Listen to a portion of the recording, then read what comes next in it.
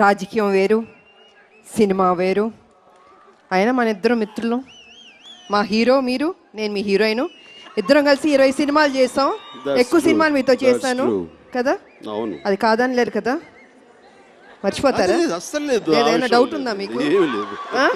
ఏం డౌట్ లేదు కదా? అసలు అందులో డౌట్ లేదు. ఇప్పుడు ఏదైనా యాక్ట్ చేద్దాం, అందుకనే మళ్ళీ యాక్ట్ చేద్దాం. అయ్యో వై నాట్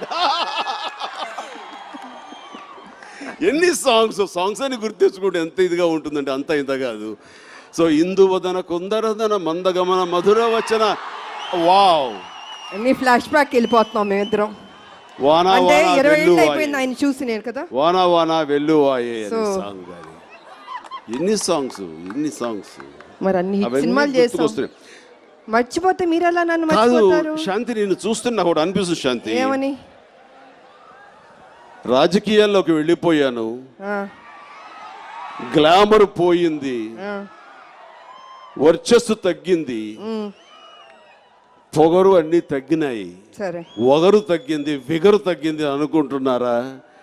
15 ఏళ్ల తర్వాత వచ్చిన సరిలేరు ఎవ్వరు నీకు ఈ సినిమాతో అదే గ్లామరు, అదే పొగరు, అదే విగరు, అదే అందం, అదే సొగసు.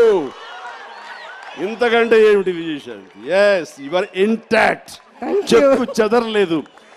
చూస్తుంటే ఇక్కడ ఉండాల్సిన గుండె కొంచెం టపక్కన జారుతుంది.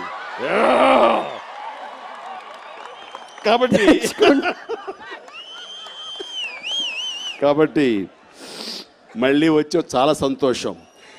ఇక్కడ ఒక్క విషయం సీరియస్గా చెప్తానండి, రాజకీయాలు శత్రువులు పెంచుతుంది, మా సినీ పరిశ్రమ స్నేహాన్ని పెంచుతుంది.